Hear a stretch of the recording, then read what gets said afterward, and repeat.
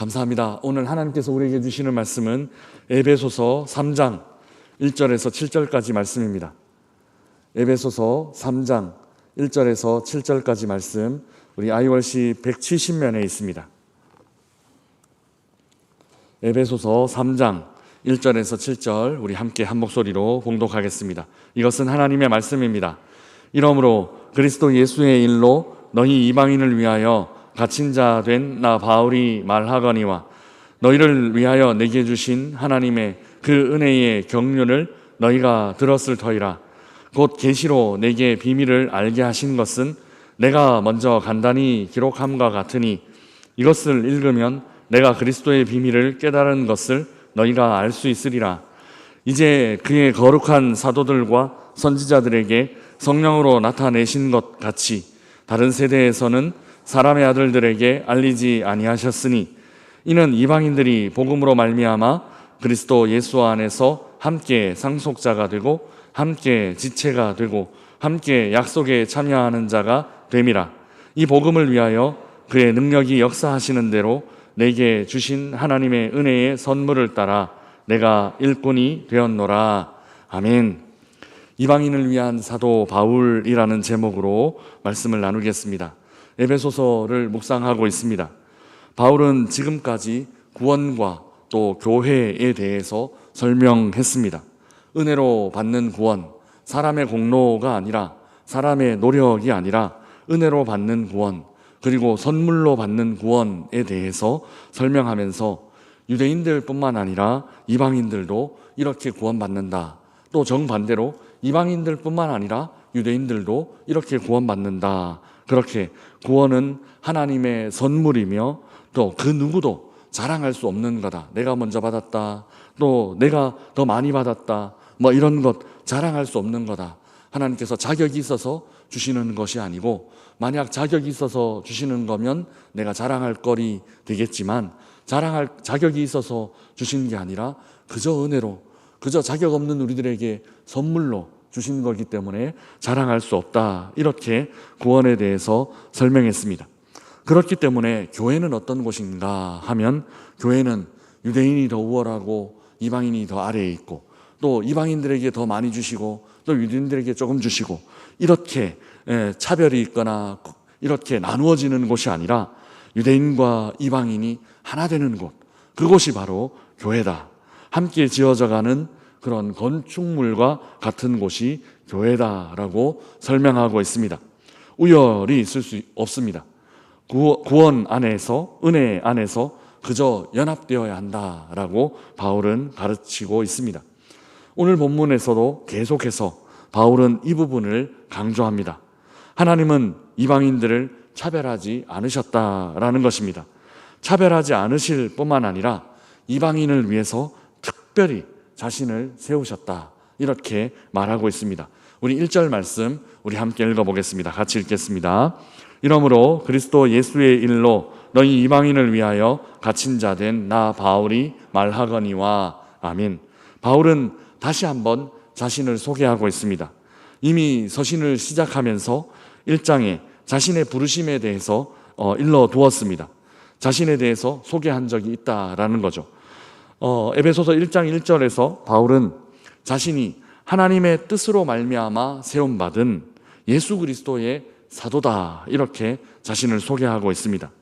사람의 뜻이 아니라 하나님의 뜻이다라는 이 말의 의미는, 한편으로는 내 스스로 내가 사도로 세웠다, 내가 나 스스로를 사도로 추천하거나 사도로 세우거나 이렇게 한 것 아니다라는 의미이고, 또 다른 한편으로는 다른 어떤 사람들의 전통, 그러니까 유대인들의 바리새파 아니면은 사두개파, 이런 어떤 정파에 속해서 내가 사도가 된 것이 아니다라는 것을 밝히고 있습니다. 직접 하나님께서 나를 세우셨다라는 겁니다. 직접 하나님께서 나를 이방인의 사도로 세우셨다라는 것을 분명히 밝히고 있습니다. 오늘 본문 1절도 마찬가지입니다. 바울은 지금 감옥에 갇혀 있는데, 그 감옥에 갇힌 이유가 무엇인가? 무슨 잘못 저질러서가 아니라 그리스도 예수의 일 전하다가, 복음 전하다가 그렇게 감옥에 오게 되었고, 특히 누구를 위해서 사역하다가 이렇게 되었는가 하면 이방인들을 위해서 사역하다가 내가 이렇게 지금 고난을 겪고 있다 말하고 있습니다. 여기서 우리가 질문하는 것이 있습니다.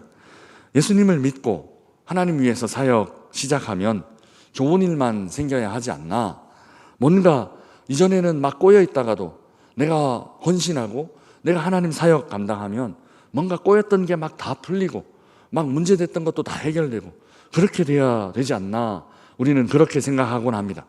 그러나 그렇지 않습니다. 예수님 믿는다고 다 좋은 일들만 생기고 또 주님 맡기신 사역 내가 헌신적으로 감당한다고 또 모든 일들이 막 잘 되고 이런 것이 아닙니다. 왜냐하면 사역의 목적, 우리가 헌신하는 목적은 그러는 것이 아니기 때문입니다. 내가 잘 되려고 헌신하고 내가 복 받으려고 헌신하고 그러는 것이 아닙니다. 사역은 주님을 위해서 하는 겁니다. 사역은 하나님을 위해서 하는 겁니다. 그리고 사역은 교회를 포함한 모든 영혼들을 위해서 하는 것입니다. 나 자신의 형통을 위해 사역하는 것이 아니다라는 것이죠. 예수님의 일 때문에 감옥에 갈 수도 있고 또 교회를 섬기고 복음을 전하다가 고난을 겪을 수도 있다라는 겁니다. 복 받기 위해 예수님 믿고 내가 하는 일 잘 되기 위해 사역 감당하는 것 아니라 이미 내가 복 받았기 때문에 이미 내게 하나님께서 복을 주셨기 때문에 그래서 또 내가 은혜를 받고 교회 공동체 안에 이렇게 들어와 보니 나를 위해 사역해 주신 분, 나를 위해 기도해 주신 분, 나를 위해 여기까지 이렇게 챙겨주시고 보살펴 주신 분, 그런 동력자들의 수고와 헌신이 너무너무 고마워서 그래서 나도 누군가에게 보탬이 되었으면 좋겠다. 나도 누군가에게 도움이 되었으면 좋겠다. 내게 은혜를 주신 그 순장님처럼 내게 은혜를 주신 그 장로님, 그 권사님처럼 나도 그렇게 한번 살아봐야지 결단하며 사역하고 또 헌신하는 것이라는 겁니다. 사역과 신앙생활은 이런 겁니다. 반대로 생각하시는 분이 많은데 실제로 기독교 교리는, 기독교 복음은 그렇지 않습니다. 얻기 위해 믿고 또 받기 위해서 섬기는 것이 아니라 이미 받은 것 때문에 감사해서, 너무너무 감사해서 더 잘 믿으려고 애쓰고 하나님 나를 위해 이렇게 많은 것 주셨는데 먼저 받고 또 그 받은 거에 감사해서 내가 섬기려고 애쓰고 또 이미 주신 것 때문에 그 감격해서 하나님 아무 자격 없는데 내게 이런 것 주셨네, 이런 것 주셨네 하면서 감격해서 더 잘 섬기려고 노력하는 것, 이것이 바로 기독교의 진리입니다. 돌아보면 그렇습니다. 항상 언제나 늘 하나님께서 먼저 주셨습니다. 또 돌아보면 그렇습니다. 항상 언제나 늘 하나님께서 더 많이 주셨습니다. 나는 기도 요만큼 했는데 그런데 내가 기도하는 것보다 훨씬 더 많은 것 하나님 주셨고 나는 요만큼 섬겼는데 하나님은 그런 것보다 내가 한 일보다도 훨씬 더 많은 것 하나님께서 주시는 것 우리가 지금도 경험하고 있고 앞으로도 그렇게 경험하게 될 것입니다. 그 주신 것 때문에 감사해서 섬기는 겁니다. 바울도 그랬고 우리 믿음의 선배들도 그랬습니다. 주님께라면 아깝지 않습니다. 그렇게 고백하면서 우리는 섬깁니다. 여기 담임 목사도 그러기 위해 늘 부족하지만 그렇게 섬기고 있습니다. 내가 받은 것, 하나님 내게 주신 것 생각하면 이것 아니라 더 많이 해야 되는데 이런 일뿐만 아니라 더 많이 섬겨야 되는데 항상 부족해서 요만큼밖에 못 섬기네, 요만큼밖에 도움이 못 되네 답답해하면서 그렇게 교회를 섬기고 있습니다. 우리 함께 이런 마음으로 교회를 섬겨가고 하나님을 섬겨갈 수 있으면 좋겠습니다. 특히 바울은 이방인 선교하면서 많은 고난을 받았습니다. 확신이 없었다면 아마 이 고난 때문에 흔들렸을 것입니다. 확신이 없었다면 아마 어려웠을 것입니다. 이를 위해 하나님께서 먼저 바울에게 많이 주셨습니다. 먼저 바울에게 많은 것들을 경험하게 하셨습니다. 다메섹 도상에서 그 강력한 하나님 임재를 경험했고 또 3층 천으로 올라가는 그 천국을 먼저 보여주시는 그런 경험도 바울은 깊은 영적 체험을 했고 또 그리고 수많은 은사들, 그 언어 또 그 은사들, 병 고치는 은사, 또 예언하는 은사, 이런 은사들을 수많이 경험했습니다. 고린도전서 12장, 14장에 그런 은사들을 나열할 수 있다는 것은 바울이 자기가 경험했기 때문에 그렇게 설명할 수 있는 겁니다. 그런 수많은 은사들을 주셨습니다. 이는 아무나 하는 그런 영적 체험이 아닙니다. 이렇게 특별한 경험하게 하신 이유, 이렇게 특별히 먼저 바울에게 부어주신 이유 있습니다. 그것은 하나님 나라를 위해서입니다. 하나님 나라를 위해서 섬기도록 하기 위해서입니다. 특히 사람들이 아직 이해하지 못하는 그 좁은 길을 가게 하기 위해서 강력하게 하나님 체험하게 하셨다라는 것이죠. 이 일이 2절에서 4절까지 기록되어 있습니다. 우리 오늘 본문 2절에서 4절까지 말씀 함께 읽어보겠습니다. 같이 읽겠습니다. 너희를 위하여 내게 주신 하나님의 그 은혜의 경륜을 너희가 들었을 터이라. 곧 계시로 내게 비밀을 알게 하시는 것은 내가 먼저 간단히 기록함과 같으니 그것을 읽으면 내가 그리스도의 비밀을 깨달은 것을 너희가 알 수 있으리라. 아멘. 여기서 바울은 하나님께서 자신에게 주신 특별한 것들을 나열하고 있습니다. 2절에 내게 주신 하나님의 은혜의 경륜, 그리고 3절에 계시로 내게 비밀을 알게 하신 것, 그리고 4절에 내가 그리스도의 비밀을 깨달은 것이라고 표현하면서 하나님께서 내게 특별히 주신 것이 이렇게 많다라고 그렇게 고백하고 있습니다. 이렇게 바울에게 주신 것, 이렇게 바울에게 깨닫게 하신 것은 이방인 선교와 관련되어 있습니다.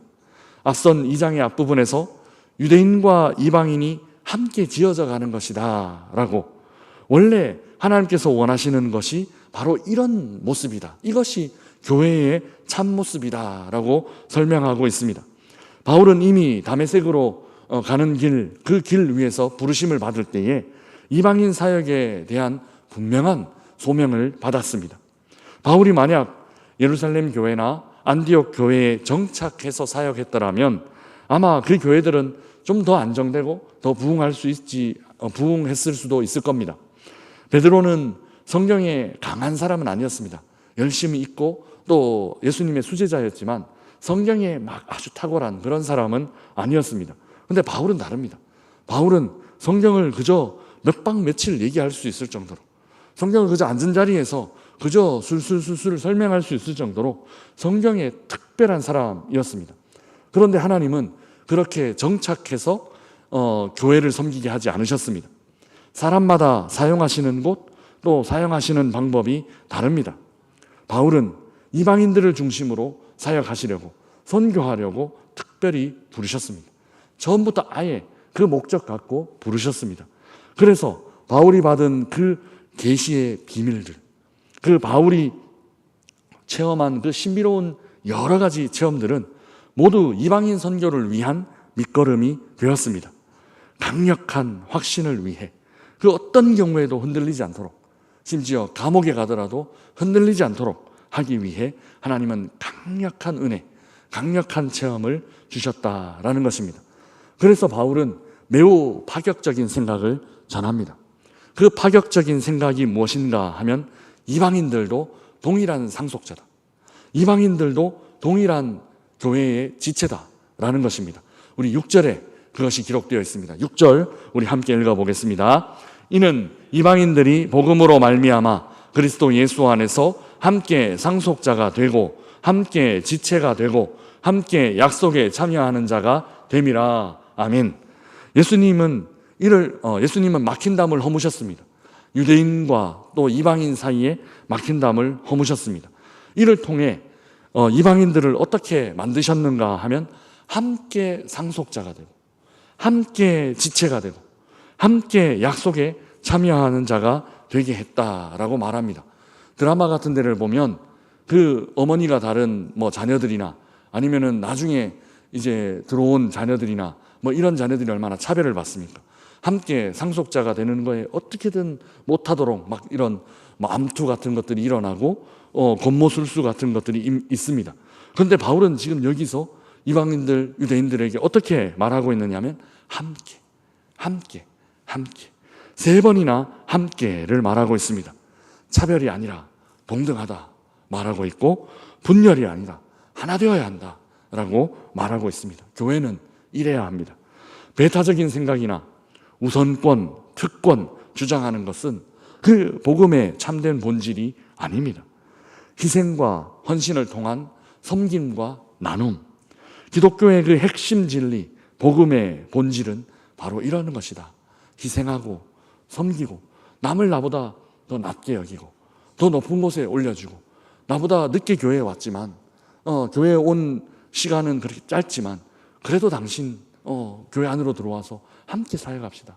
함께 주님 섬깁시다 하는 것, 그것이 바로 교회의 본질이다라는 겁니다. 하나님을 위해 그리고 이웃을 위해 은혜로 선물로 구원받은 사람들은 자신을 위해 살지 않고 내 특권 지키기 위해 살지 않고 내 그 갖고 있는 기득권 세우기 위해 살지 않고 이렇게 하나님을 위해 이렇게 이웃을 위해 살게 된다라는 것입니다.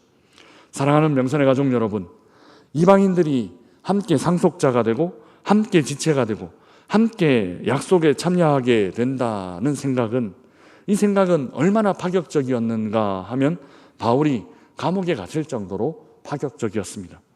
유대인들로부터 굉장히 심한 반발을 겪었습니다. 그러나 바울은 굴하지 않습니다. 복음은 하나님의 은혜의 선물이고 그렇기 때문에 모든 이들에게 차별 없이 전해져야 한다. 이 확신을 붙잡고 놓지 않았습니다. 먼저 은혜를 받은 우리들입니다. 바울처럼 누군가 그 은혜 안으로 누구라도 들어올 수 있게 하는 그런 삶을 살아야 합니다. 그것이 하나님께서 우리에게 먼저 은혜 주신 이유입니다. 때로 반발과 다양한 고난 있다 하더라도 우리들의 삶의 이유는 문제 없는 삶, 그런 부침을 겪지 않는 삶 정도가 아니라 다른 이들의 문제를 해결해 주는 삶, 내가 고난을 겪더라도 내가 부침을 겪더라도 다른 이들의 그 부침과 문제들을 해결해 주고 도우는 삶, 이것이 바로 하나님께서 우리를 부르신 이유, 이것이 하나님의 복음 앞에 머물러 사는 우리들의 삶이다라는 것입니다. 이런 삶으로 이 하루도 하나님 앞에 영광 돌리며 사는 하루 되시기를 바랍니다.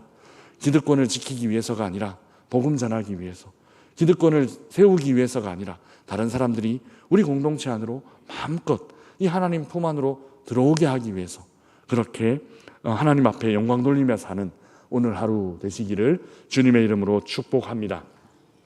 우리 주신 말씀